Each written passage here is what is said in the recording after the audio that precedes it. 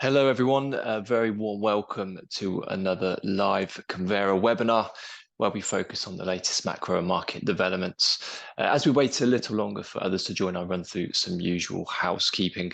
Firstly, your lines are muted and your cameras are turned off. Our cameras are also going to be turned off to minimize any technical disruptions and also to allow you to focus on the presentation slides. Also, you'll notice that you've got a control panel and there's a resources tab in there. If you click on that, there's three tabs that come up, with one being links.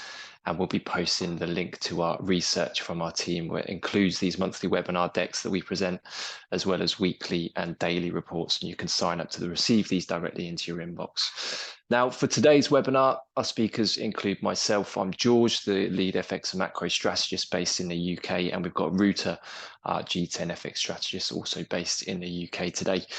In terms of the agenda, I'll be kicking off with an overview of the global economic outlook, highlighting what we deem as the most important key themes dominating the macro space and influencing markets at the moment. And then Ruta will take us through the currency market overview, analysing the recent price action and FX trends, and finishing off with some FX forecast scenarios. Now, before we get stuck into the detail, as usual, we just do a little high-level overview of some of the key insights from our research here at Convera. And so firstly, the very top left there, the US dollar still on a tear, registering its fourth monthly rise in a row against a basket of major peers, defying negative seasonal trends in April by appreciating against over 60% of its peers last month. And that was mainly due to some sticky US inflation data that we had, which further complicates the Fed's monetary policy outlook, or rather when it plans to cut rates and by how much. And the dollar's dominance saw euro dollar and sterling dollar exchange rates fall to fresh 6-month lows, the former also being helped by the fact that European inflation continues to ease. And that means markets are expecting the European Central Bank to cut rates before the Fed, and more times this year. Whilst over in APAC, there's a lot to report on, like the volatility in the Japanese yen, and we'll discuss that in more detail. But another key update was the hotter than expected Australian inflation data, and that caused markets to fret over a potential rate hike down under, supporting the Australian dollar to a 4-month high. Overall, we have seen both implied and realized volatility in currency markets pick up recently, but both measures of volatility do remain suppressed relative to historical long-term averages. But on the other hand, in the macro space, volatility is anything but dull. We've seen data surprises to the upside and downside, leading to some quite dramatic shifts in interest rate expectations. So with that in mind, let's jump into the global macro section and explore what's actually impacted financial markets in recent weeks. Normally, and as we continue to see, monetary policy divergences causes volatility across financial markets, and it's been an overarching theme that's driving price action recently once again.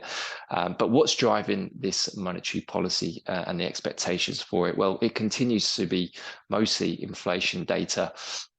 And what's important to note here first is that April was an interesting month because it's a month that closes out the economic data from the first quarter of the year, and also flowed neatly into the Fed rate decision that happened last week. So what we saw last month, and unfortunately for markets in general, was that US inflation figures continue to surprise to the upside. And what this chart here is showing is the probability of the Fed not cutting rates at all this year. And as you can see, this started to pick up after the PMI prices paid component surprised to the upside at the start of the month. Then the consumer and producer prices coming in higher than expected, those reports. Then we had the geopolitical tensions rising, fueling a spike in oil prices. And then the Q1 PCE index, the Fed's preferred measure of inflation, also surprised higher. And then finally, the employment cost index. So all of them coming in higher than expected, highlighting that Q1 overall was inflationary, and then it's going to take some time for inflation to return to the Fed's 2% target. But as this chart here shows, as a result of these upside inflation surprises, the market positioning shifted, with the probability of the Fed funds rate remaining unchanged in 2024, rising from around 0% at the start of the month to 25% by the end of April. So that was a 25% probability that the Fed isn't going to cut rates at all this year. And that's what led to some risk-off pressures building, with equity markets falling for the first month since October, bond yields rising to November highs, and the US dollar strengthening across the board. So we had this big anticipation going into the Fed meeting last week that Jerome Powell was not only going to acknowledge this spike in inflation, but he did do that, but that he was also going to shift to a more hawkish tone and potentially put the possibility of a rate hike in the US back on the table for later this year. But that didn't happen. And as a result, US yields therefore fell. They've continued to fall this week. The US dollar has come off quite a bit from those 6-month highs. And this was also supported by some economic data that we had as well, both soft and hard data.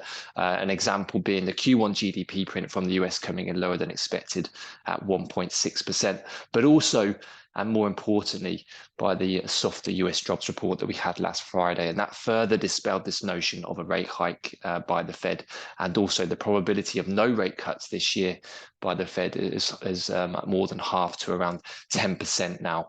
And since then, risk appetite has improved somewhat. Equities have rebounded. Pro-cyclical currencies like the pound and euro have bounced off their multi-month lows. However, we have seen them come off a bit recently, because realistically, markets still remain wary about the global inflationary impulse, particularly goods inflation on the rise again, therefore complicating the picture for the Fed going into the second half of the year.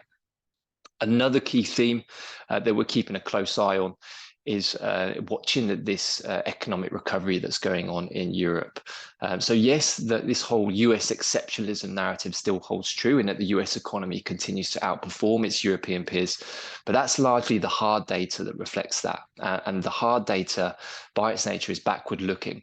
The soft data, as in like leading indicators like business and consumer surveys, such as PMIs, for example, they do show that conditions across Europe and in the UK are improving, whilst in the US, things appear to be cooling.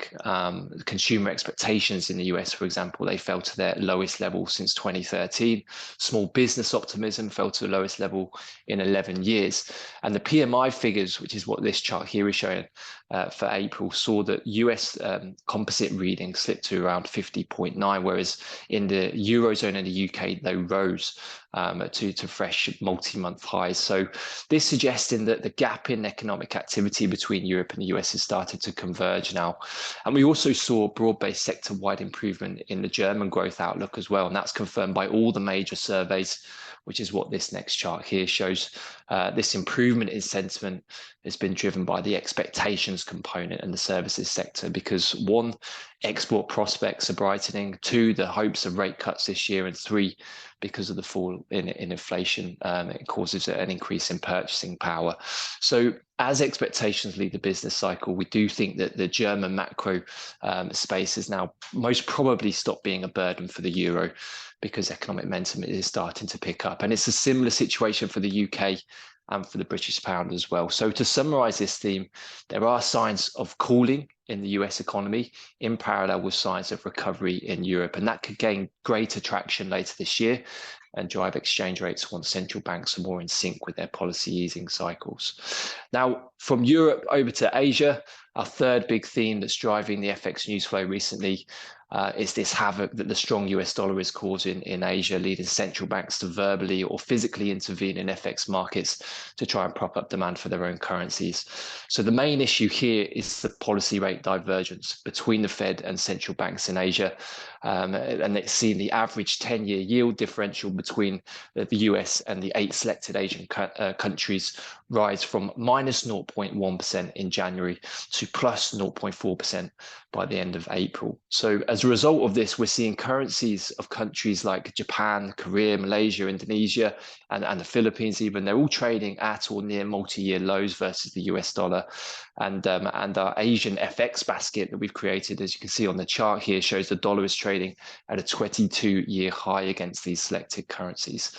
And therefore, central banks in Japan, Taiwan, Indonesia, they've all started to increase interest rates And particularly in Japan, we've seen physical intervention, or most likely several times over the past few weeks, by selling dollar reserves, buying up the Japanese yen to try and combat the surge high that we've seen in the US dollar Japanese yen exchange rate.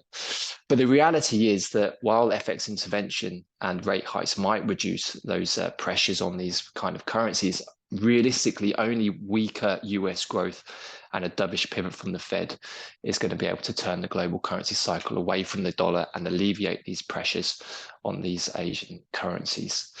And this sort of summarizes our theme and focus, which is the global policy divergence that we face, the stalling of rate cutting expectations, which is primarily as a result of the data coming out of the US and the Fed, as we've seen. So investors are coming to terms with that by selling government bonds, driving yields higher, and we're seeing yields climb higher across different countries as well. And this has caused the US dollar to remain supported, particularly by those US yields rising even higher. But as I mentioned earlier, because central banks across the world are looking to the Fed and potentially awaited to see what the Fed does next, we are seeing a cutback in the policy easing expectations by the market around what other central banks are going to do. And one reason as well for this is for central banks to not try and dampen the attractiveness of their respective currencies. So, cutting before the Fed is likely to weaken their currencies, which causes more problems with the strong dollar as it is at the moment. So the chart here shows that November was the first month since 2020 where central banks were cutting rates more than they were raising rates. But the momentum of this net policy easing has stalled recently because of this sticky US inflation narrative that we've got going again, and a cautious Fed that's been dampening the magnitude and the speed of the global easing cycle, as I say. So with this in mind, the main market events to watch this month do include a number of central bank decisions, and it's the Bank of England's decision tomorrow that's an important one. It also publishes its latest updated economic projections, which is key, but no changes to rates are expected tomorrow. However, markets are currently pricing in an August rate cut by the Bank of England as the most likely first move. But we think that there is a growing risk of an earlier rate cut, potentially happening in June, given that the disinflationary trend in the UK is more akin to that of Europe as opposed to the US. And if we do see some downgrades to the UK inflation forecasts, or perhaps a more dovish vote split of the MPC, then the odds of a June cut could increase, meaning relative rates be more negative for the pound's value going forward.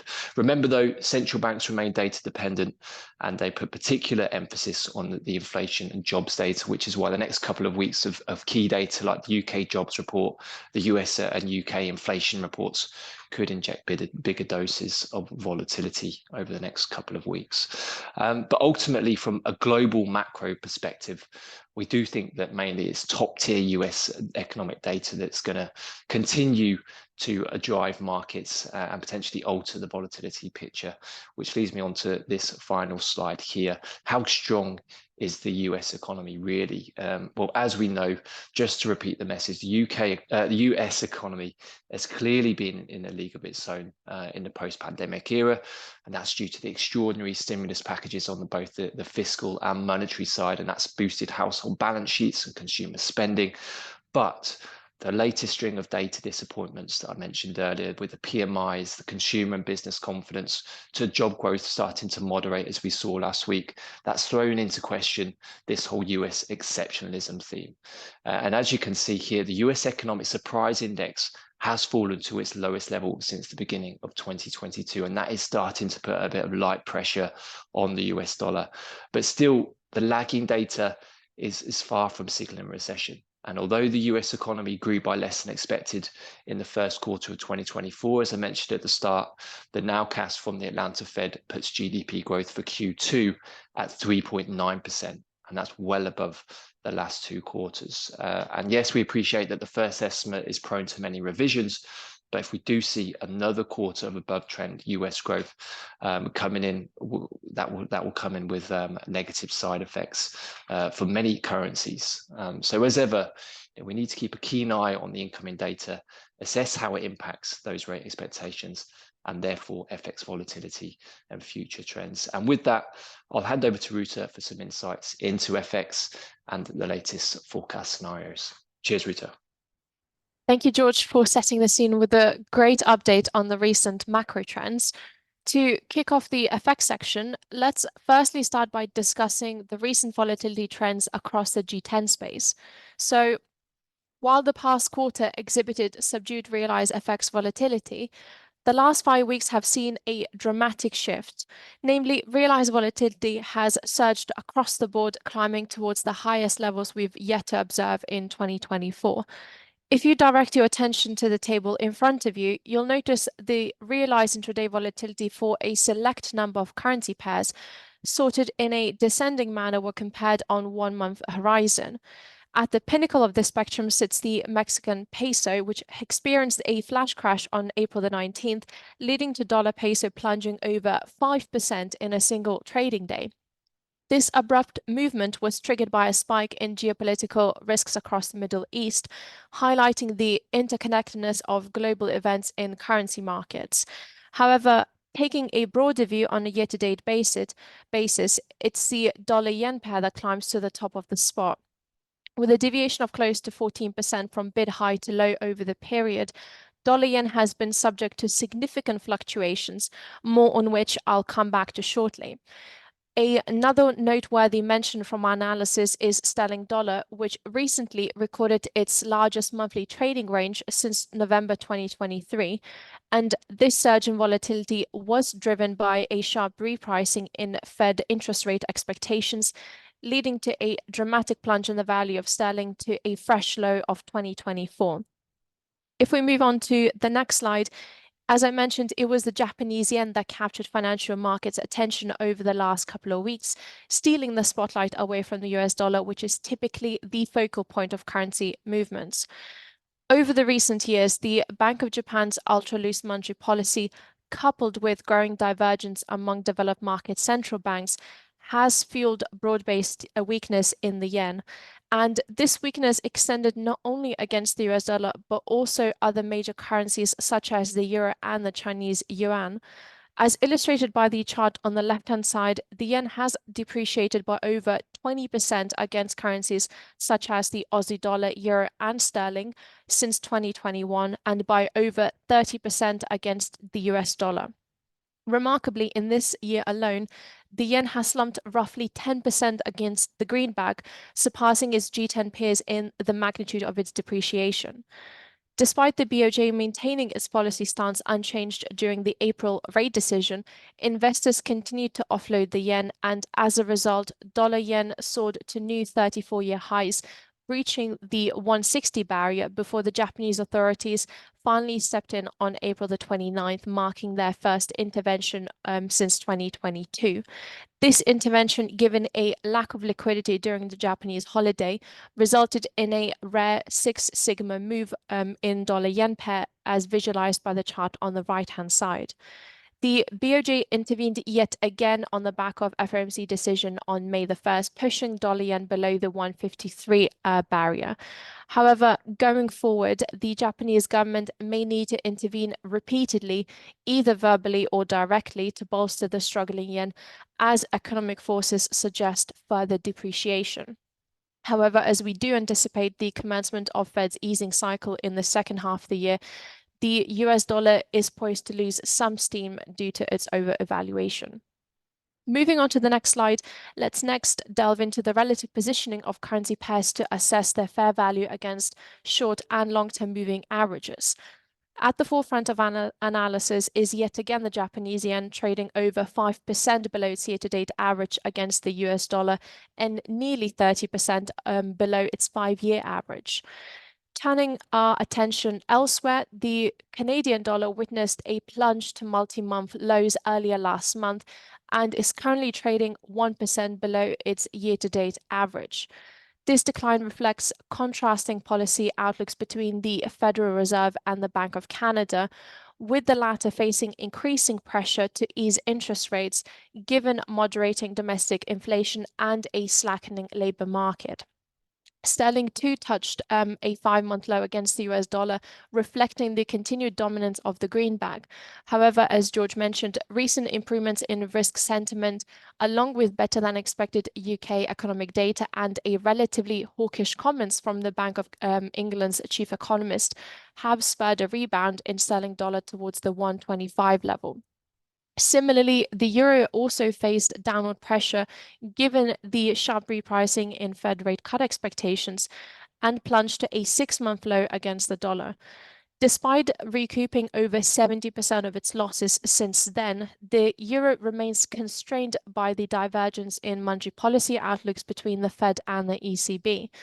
The swap implied probability of an ECB June rate cut is currently over 95%, and we do think that the full-blown effect of the policy divergence on the pair will be felt once the ECB cuts rates in just under a month. In the meantime, an improving domestic macro backdrop continues to provide the euro with a support cushion, which is not a strong enough impetus in its own right for the pair to move higher. Meanwhile, in the middle of the table, we also have euro sterling, which is trading below both of its short and long-term moving averages. And as George mentioned earlier, although the UK inflation outlook more closely resembles that of the Eurozone, the latest BOE pricing is more similar to that of the Fed, with the first interest rate cut fully priced in for the August meeting. As such, if we do see dovish BOE repricing in the near term, this could act as a sterling negative factor and thus pushing euro pound above its key moving averages. If we go to the next slide, thus far this year, the US dollar has emerged as a dominant force, benefiting from its unique position as a high-yielding, high-growth, commodity-backed safe haven currency. And in April alone witnessed a remarkable appreciation against 63% of its peers, contributing to the longest winning monthly streak for the DXY index since Q3 of 2022. However, the recent developments have raised some questions about the sustainability of the dollar's rally. And in fact, as of last week, we have seen some cracks beginning to appear. Upside inflation surprises have been driving the USD performance so far this year, but after Powell tempered concerns of another US interest rate hike, US yields pulled back to near 1-month lows, taking the steam out of the stronger dollar, whilst the weak US jobs report sent the US currency tumbling to its worst week thus far this year. Although signs of peak Fed hawkishness may tempt some to turn bearish on the dollar, the Fed continues to be data dependent, and thus the next few months of data are pivotal for the policy path and therefore the dollar trend. As we transition to the final slide of this section, I'd like to draw your attention to two important factors that we think could play a significant part in the effects dynamics over the near-term horizon, be that the seasonality effects and the speculative currency positioning. So historically, sterling has a long history of losses in May, having fallen 11 out of the past 13 years during the month, with losses averaging roughly 1.7% over the course of May. And similar pattern can also be observed in euro, which has a propensity to depreciate by an average of around 0.7% against the greenback during the same period. Additionally, the second factor worth noting is the current speculative positioning in FX markets. So the chart on the right-hand side shows that as of end of April, all of the G10 currencies displayed in front of you are currently positioned net short against the dollar, which in simple terms means that more speculators are betting for further dollar appreciation. Notably, speculators moved to a net short position on both sterling and the euro for the first time since November of 2022. So despite the mentioned peak Fed hawkishness and the subsequent cooler US dollar demand, these factors could serve as a headwind for further gains against the greenback. And with that, let's move on to the FX forecast scenarios next and dive deeper into what can we expect over the upcoming months. Focusing on the chart in front of you, the left-hand side shows the historical exchange rate for euro dollar based on its average weekly closing prices. And on the right-hand side, we have a forecast fan chart, which shows a range of paths that the exchange rate could take based on the exchange rate fundamentals and their respective future trajectories. As a reminder, these forecasts have been created in partnership with the Oxford Economics using a behavioral long-term fair value equilibrium model, which incorporates a range of variables such as interest rate, growth, and inflation differentials, to name a few. From the baseline, we then display one standard deviation above and below to provide a more central scenario, which is the gray shaded area in the middle, and should account for over 68% of the expected future outcomes. So looking specifically at the euro-dollar pair and its forecast for the near future, we have revised our baseline substantially this month and see a stronger dollar over the medium term, mostly a reflection of the repricing in interest rate expectations in the US, given the sticky inflation trend. In our central scenario, we expect euro-dollar to broadly trade around this baseline of 107 by the end of 2024, and we anticipate stability in the range of 105 to 109. Considering the upside and downside scenarios, one of the factors that could see the pair appreciate above 109 level could be a sharp decline in the US economic growth performance as the cumulative effect of monetary policy tightening continues to feed through into the real economy. Meanwhile, euro-dollar could potentially plunge towards 105 and even edge towards parity if US inflation continues to prove more sticky than expected, to the point that the Fed delays cutting rates 2024 altogether, while the ECB eases policy rates as inflation is already within an arm's reach of its 2% target. So while we have seen evidence of that throughout Q1, and Jerome Powell has also signaled fresh concerns about inflation during the latest FOMC meeting, euro-dollar parity would mean the common currency taking a nosedive of around 7% to levels last seen in the depths of European energy crisis. And while that tail risk does exist as captured by the extreme downside of the forecast fan chart in front of you, that is not a scenario that we see unfolding this year, and we expect Euro-USD to bottom at 104 to 105 range. Moving on to the sterling dollar pair next. Compared to the April forecast, we have also revised down our near-term baseline, again driven by the US dollar strength witnessed throughout the Q1. For now, our near-term expectations are for sterling dollar to continue trading in a tight 200 pip range around the 126 level. In terms of scenario analysis, receding geopolitical risks as well as an improvement in China's growth outlook could potentially pose an upward surprise to our base case, fueling demand for riskier assets and thus boosting sterling demand. Equally, if we observe signs that UK economic growth is faltering, that would put pressure on the BOE to cut rates sooner, leading to a widening in the UK-US yield differential and thus creating an environment for a bearish sterling outlook. Finally, on dollar CAD, given that we expect the US dollar strength to prevail over the medium term, we have revised up our dollar CAD baseline from last month to 135 and foresee trading around this level beyond for 2024 and beyond, though it may be buffered by the relative start and pacing of central banks bank easing in Canada and the US. Considering potential upside and downside risks, an environment whereby the BOC eases policy while the Fed holds off on easing rates altogether throughout 2024 could see dollar CAD appreciate to the upper range of our forecast fan chart, specifically towards the highs of 130 or even low 140s. On the contrary, an unexpected labor market weakness would force the Fed to cut rates sooner than the central banks is comfortable with, given the current domestic inflation situation, thus erasing US dollar yield advantage and pushing the pair towards the purple region of the fan chart displayed here in front of you. On that note, thank you for listening to this month's FX update, and now I'll pass you back to George for any final remarks before we close today's webinar. Thank you. Thanks a lot, Ruta.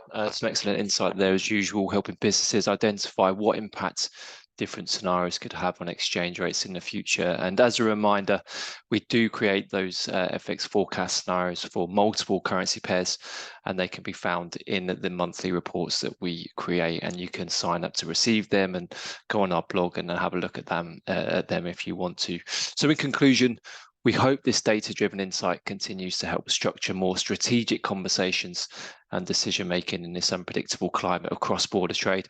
But if you're interested to learn more about our many other solutions on offer, such as automated payment solutions, compliance controls, fraud prevention measures, please do reach out to your point of contact at Convera. And finally, before ending today's session, and to help us make sure we're giving you the best experience and the best insight we can, we'd really appreciate your feedback. So you will be receiving a recording of today's webinar via an email that will be with you in the next 24 hours. And in that email, there should be a QR code where you can follow and take you to a short survey where you can provide that feedback. So thank you in advance for that. And thanks very much for joining us today. Wishing you all the best and see you next time.